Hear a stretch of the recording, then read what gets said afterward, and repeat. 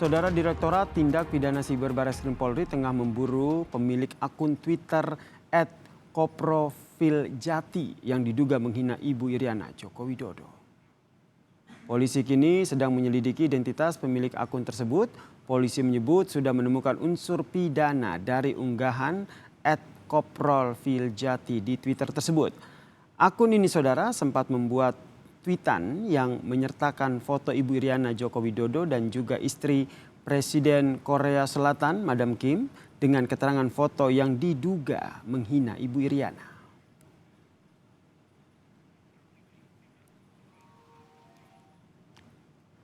Kepada Kompas TV saudara, Direktur Tindak Pidana Siber Barreskrim Polri, Brigjen Adi Vivit Agustiadi Bakhtiar menyebut, kasus meme penghina Ibu Negara Iriana Joko Widodo dalam penyelidikan dan identitas terduga pelaku sudah didapatkan. Penyelidikan kasus ini berdasarkan patroli siber yang dilakukan oleh Direktorat Siber Barreskrim Polri, termasuk Direktorat Krimsus Polda se-Indonesia.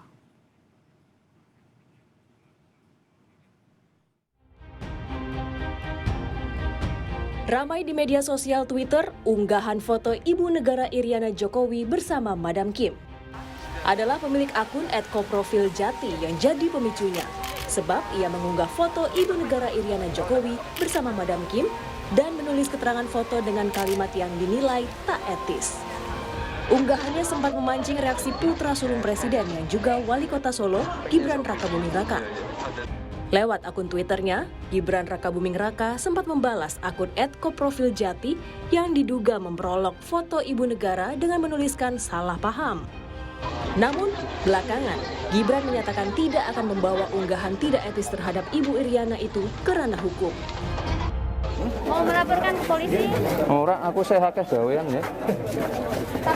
Tapi sempat tersinggung atau marah nggak, Mas? Enggak. Kenapa marah? Ya, maksudnya ibu dikomentari seperti itu. Enggak, wis biasa. Enggak tahu, tanya ibu ya. Tenang, tanya ibu. Mas kecewa? Kecewa apa? Itu kan menggunakan medsos untuk secara tidak langsung kan juga membawa nama Indonesia juga. Yes, kok biar yang berwajib aja yang ngurus ya. Kita ngurusi yang lain-lain. Setelah unggahannya viral, @koprofiljati diketahui bernama Karisma Jati. Di akun Facebooknya, ia menulis surat terbuka meminta maaf kepada Presiden Jokowi, Ibu Iriana, dan keluarga kepresidenan. Meski sudah meminta maaf, pakar hukum pidana menilai ada pelanggaran pencemaran nama baik pada unggahan dengan kalimat tak pantas kepada Iriana Joko Widodo. Pengunggah pun bisa dijerat Undang-Undang ITE. Dan sangat mungkin bisa dikaitkan dengan penggunaan Undang-Undang ITE, di mana hal ini adalah bicara tentang kehormatan seseorang yang direndahkan tadi. Sebagian orang beranggapan hal ini perlu untuk ditindaklanjuti ke ranah hukum, tapi dalam konteks ini mungkin ada kebijakan ya, karena bicara tentang pencemaran nama baik ataupun kedudukan kehormatan seseorang kan melihat secara pribadi ya. Saya pribadi berharap ada permaafan dan ini bisa jadi pelajaran bagi banyak orang untuk berhati-hati dalam bermedia sosial. Foto Ibu Negara Iriana Joko Widodo dan Ibu Negara Korea Selatan Kim Kone terjadi saat Ibu Negara Iriana menerima kedatangan Madam Kim dan menyediakan jamuan minum teh di sela kegiatan konferensi tingkat tinggi KTT G20 Bali. Penampilan Madam Kim di KTT G20 memang mencuri perhatian publik. Tim Liputan, Kompas TV. Pengunggah Twitter memang sudah meminta maaf saudara dengan melayangkan surat terbuka, namun polisi tetap memburu pemilik akun Twitter @koprofiljati yang diduga menghina Ibu Iriana Joko Widodo ini saudara. Kita bahas bersama dengan pakar forensik bahasa dari Universitas Nasional, Pak Wahyu Wibowo yang telah bergabung di Kompas Malam. Selamat malam Pak Wahyu. Mas Yasir, selamat malam. Jerat hukuman ini menanti pemilik Twitter yang diduga menghina Ibu Iriana. Kalau kata pakar hukum pidana bisa dijerat Undang-Undang ITE. Kalau menurut Anda sebagai pakar forensik bahasa, detailnya seperti apa Pak? Sebetulnya begini Mas Yasir. Jadi karena saya berhadapan dengan Mas Yasir, jadi saya pura-puranya memberi kuliah nih pada Mas Yasir. Gitu ya Mas Yasir? Baik, silakan Pak. Yang pertama mengenai bahasa. Terkadang kita melihat persoalan bahasa dengan sebelah mata. Tidak ada tanda petik, tidak ada keras-kerasnya, tidak ada hukum-hukumnya gitu. Padahal itu menyangkut dengan logika. Jadi orang berbahasa itu selalu membawa 3 unsur. Niatnya, wujud niat berupa, kalau dalam hal ini berupa postingan, dan kemudian kesan atau respon yang muncul dari pembaca. Kalau melihat hal ini, saya melihat emang niat orang ini yang memposting memang dalam rangka memfitnah. Jelas kok. Dalam rangka, jadi niatnya dalam rangka menghina ya, saya garis bawahi dulu nih Pak. Menghina, memfitnah. Oke. Silakan menghina ya, memfitnah juga. Fitnah itu kan tuduhan tidak benar. Apa yang dikatakan tuduhan tidak benar ya. Itu menista, mengecilkan arti. Kalau kita melihat peran ibu, Mas Yasir kan juga punya ibu kan. Berkaitan dengan budaya bangsa kita, nilai ibu itu tinggi sekali loh. Gitu loh. Nilai ibu itu tinggi sekali di negara-negara yang memiliki kebudayaan besar juga seperti itu Mas Yasir, ya kan. Nilai ibu tinggi sekali. Jadi memang tidak selayaknya, ini menjadi masalah etika nantinya, tidak selayaknya dihina atau dinista seperti itu. Karena bisa menimbulkan respon yang tidak baik kepada yang menulis. Jadi kalau dikejar polisi, saya setuju sekali. Sedang dikejar polisi kan katanya tadi. Betul. Mas Yasir, iya, saya setuju sekali. Dia bisa dikatakan sebagai orang yang tidak beretika dalam hal berbahasa. Nah ini bisa menjadi pemicu perpecahan dalam kebangsaan dan kenegaraan kita, atau sobeknya persatuan bangsa dan persatuan dan kesatuan bangsa itu seperti ini gara-garanya. Tidak punya etika. Jadi ngomong sembarangan. Nah, sekarang begini. Di dalam bahasa kita juga mengenal konteksnya. Kalau Mas Yasir lagi bicara dengan ibu, mungkin konteks bahasanya tidak seperti lagi siaran kali. Saya yakin benar pasti beda. Betul. Mungkin dengan menggunakan bahasa daerah mungkin ya. Tapi ketika Mas Yasir sedang konteks berbahasa Indonesia di depan kamera, pasti juga membawa nilai-nilai tertentu yang berbeda dari apa yang biasa dibawakan di rumah, gitu loh. Berarti Anda sudah menunjukkan bahwa memang ada niat dan juga kesan yang buruk ataupun niat menghina yang disampaikan oleh pengunggah akun itu. Dan tapi pengunggah Twitter tersebut sudah meminta maaf. Seberapa berpengaruh permintaan maaf yang disampaikan ini?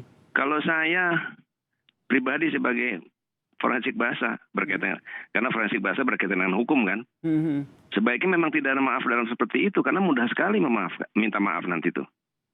Mudah sekali sedikit-sedikit minta maaf, sedikit-sedikit minta maaf gitu loh. Ya kan? Jadi menurut Anda meskipun sudah meminta maaf tapi tidak berpengaruh terhadap proses hukum yang tengah dilakukan oleh polisi ya, Pak Wibowo? Iya, dan lagi juga nggak perlu juga Bu Riana, saya tidak mengenal Bu Riana ya. Tapi saya menghormati beliau sebagai ibu loh. Ya. Baik, Pak Wibowo ini berarti masuknya ke ujaran kebencian ya, saya ingin menegaskan dulu untuk hal ini. Kalau ujaran kebencian nanti ujungnya, tapi ini dulu sementara.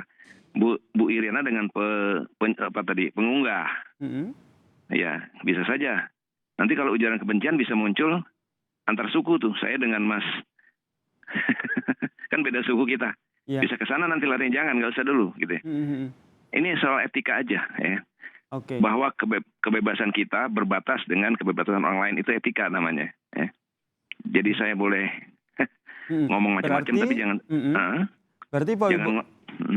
Maaf saya potong Pak Wahyu, berarti pengunggahan dari pemilik akun Twitter ini masuk dalam pelanggaran etika, penghinaan ya Pak?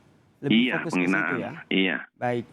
Kalau nanti ada ditanyakan ke masalah hukum bisa terjadi.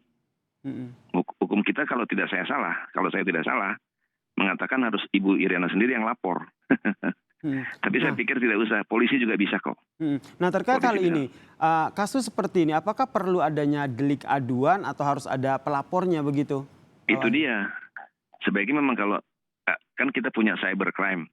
Sudah, beliau-beliau saja yang di cybercrime itu lalu mencari atau menangkap tuan besar ini yang bicara sembarangan itu kepada Ibu Iriana gitu loh.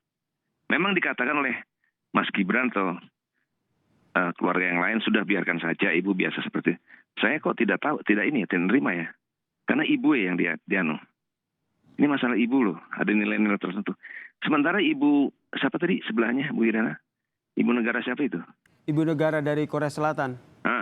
Ibu negara Korsel dengan ibu negara Iriana sama-sama ibu negara. Nilai mereka berbeda, sehingga berbeda pula cara apa istilahnya. Entah cara meladeni, entah cara apa gitu. Nggak bisa disamakan gitu lah. Baik. Sama tidak? Berarti Pak Wahyu, saya tekankan lagi atau saya garis bawahi bahwa meskipun tidak ada delik aduan ataupun harus ada pelapornya, namun polisi masih tetap bisa ya untuk mengusut kasus ini, mempidanakan sang pemilik akun Twitter ini. Iya, betul, iya. Baik. Gitu. Begitu ceritanya Mas Yasir. Oke, kemudian nanti ketika sudah diamankan ataupun sudah ditangkap, kemudian kira-kira menurut Anda langkah hukum apa yang nantinya akan dilakukan oleh polisi? Biasanya kemudian dimintakan keahlian dari ahli pidana. Pasal berapa yang dikenakan pada misalnya tadi itu, memfitnah dan menista itu gitu. Saya tidak mungkin memberikan itu kan, karena bukan ahli pidana gitu. Itu biasanya seperti itu. Lalu kemudian digelar perkara itu. Lalu orang itu bisa dijatuhi hukuman berapa tahun misalnya gitu. Secara hukum. Bisa loh Mas Yasir gara-gara bahasa. Makanya dalam abad bahasa sekarang ini semuanya pakai bahasa loh. Hati-hati dalam berbahasa gitu loh. Baik. Yasir. Gitu. Ini jadi pelajaran kita semua ya, hati-hati dalam berbahasa, termasuk berhati-hati dalam men-tweet ataupun men-tweet di media sosial kita. Iya betul, baik. Sama sekali betul. Terima kasih. Gitu. Pakar Forensik Bahasa dari Universitas Nasional, Pak Wahyu Wibowo telah bergabung bersama kami di Kompas Malam. Salam sehat, Pak. Iya, terima kasih Mas Yasir.